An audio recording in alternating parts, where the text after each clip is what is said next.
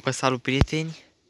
Astăzi s-a cam încălzit și la noi și cum puteți vedea este soare, este cald afară și deschidem stupul care a fost unul dintre stupii de fapt care a fost hrănit cu proteină foarte devreme, după data de 5. Să vedem ce puiet are, cum arată, dar întâi să fixez eu tripedul ăsta. Ia să vedem ce filmăm. Dacă filmăm ce trebuie. Da, filmăm ce trebuie, dar doar că nu stă telefonul meu. Stați că pun pe pauză să fixez și eu tripedul. Bun, l-am poziționat. În sfârșit. Încă ar mai trebui reglat. Doar că nu prea vrea să stea. Bun. Încercăm, sper să nu cadă telefonul. Acum asta e, cum avem noroc. Încerc să nu mișc foarte tare. Pentru că de-abia este fixat telefonul.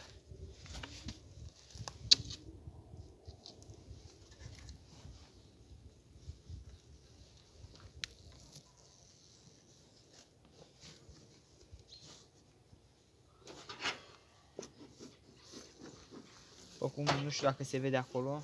Deci au cam luat turta aproape toată. Mai bine de jumătate.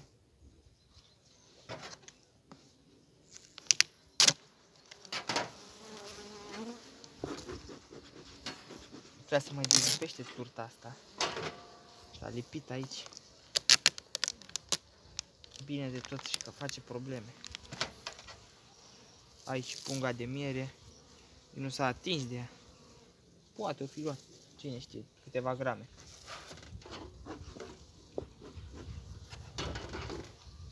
Ia să vedem.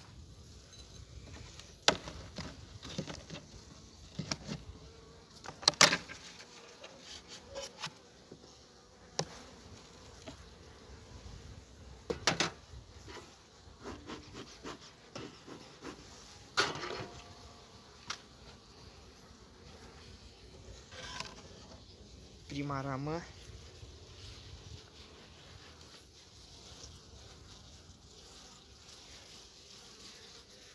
Miere și ceva polen. Pe partea asta e goală de albină, dar aici este gemul poziționat în interior.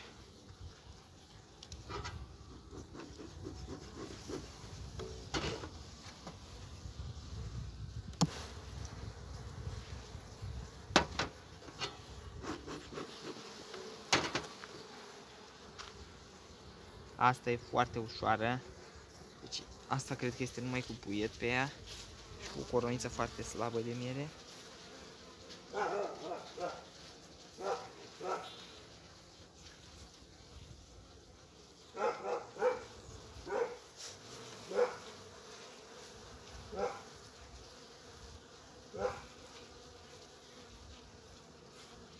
Bun, au început să-și facă și nevoile, văd.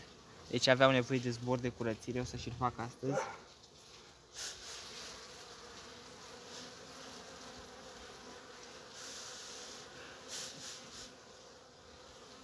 Deci nu știu dacă se vede aici. Ia stați așa puțin. Deci aici avem puiet căpăcit și o foarte mult rarvar. Deci extrem de mult puiet rarvar. Aproape de căpăcire este copt. Uitați pe mine de albină. Uitați aici, nu știu dacă se vede și au făcut și nevoile.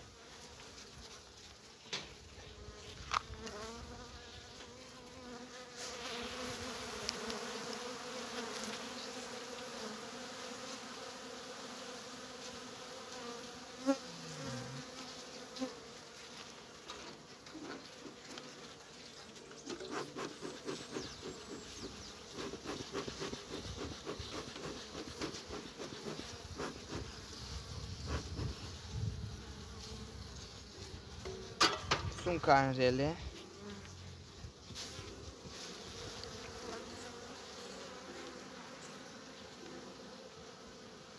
Deci a crescut puietul față, uite ce, da, își fac nevoile.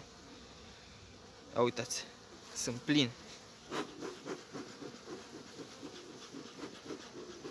Sunt plin de excremente pe mine și pe capace, văd. Au făcut puțină diarie.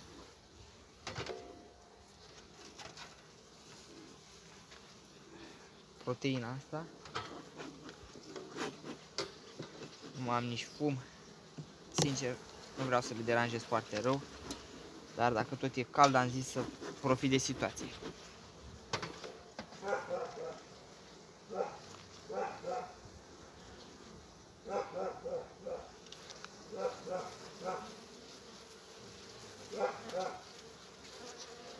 Pe rame nu au diaree.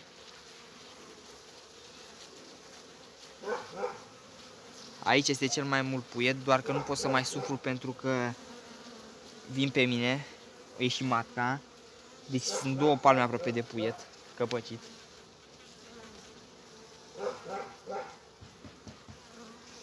Și aici la fel. Aici este o ramă de puiet. Ce să mai...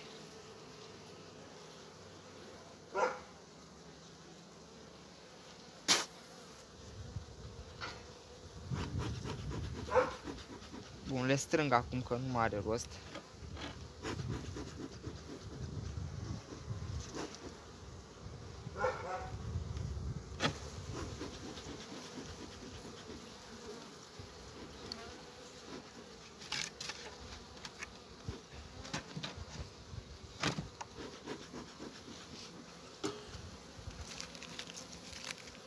Punem proteina asta de-a mai rămas și miere aici.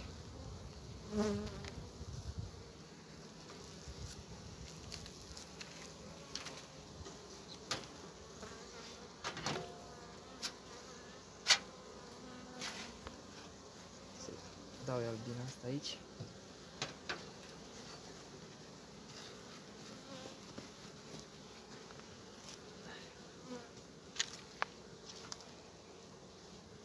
Nu știu, cred că nu o să fie probleme așa mari.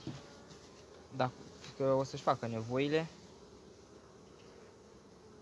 Și nu o să le cauzeze. Acum vom vedea.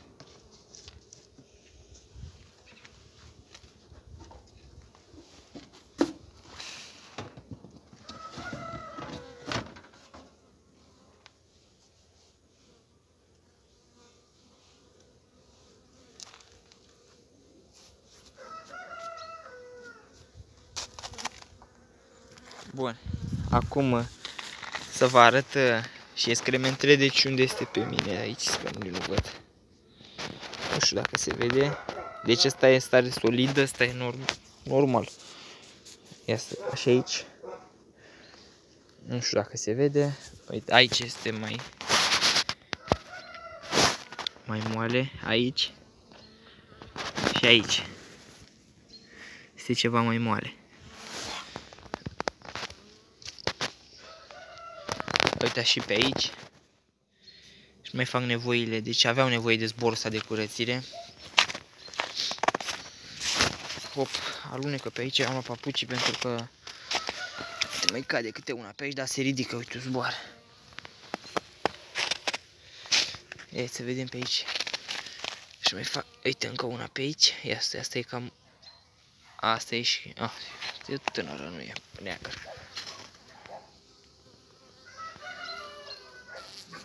Uite și pe aici, început să-și facă nevoile.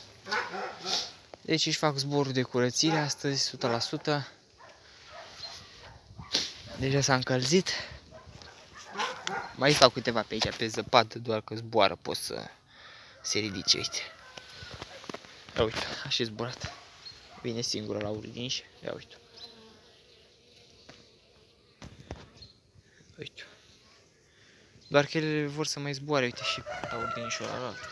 Vor să mai zboare să-și facă nevoile. Bun, au mai ieșit la urdiniș. Ia uite-le. Mai ies. Na, ce să facem? Asta e. Experiment. Am spus că o să dau hrană de vreme. Proteică la 4 stupi. Doar ca să văd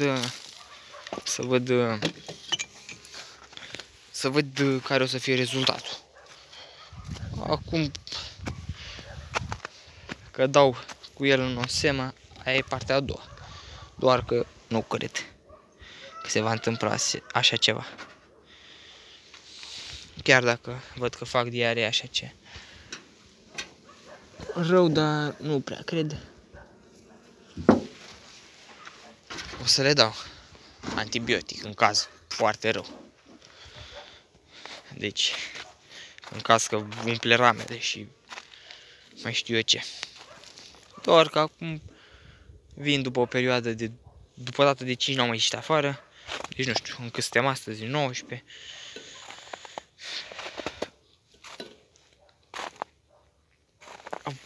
Au 14 zile, 2 săptămâni de când n-au mai ieșit afară. Deci mai rezistă săptămâna asta. Dacă nu și-ar face zbor, dar o să-și facă. Bun, cam atât am vrut să vă arăt. Uite, ăștia au rămas la ordine și astăzi așa. A început să mai adie și mai adie totuși de la zăpada asta. Ia să dă. Se dă așa cu dalta un pic așa. Hai, zburați. Zburați ca să intrați, băi, roadelor. Așa, hai. Gata.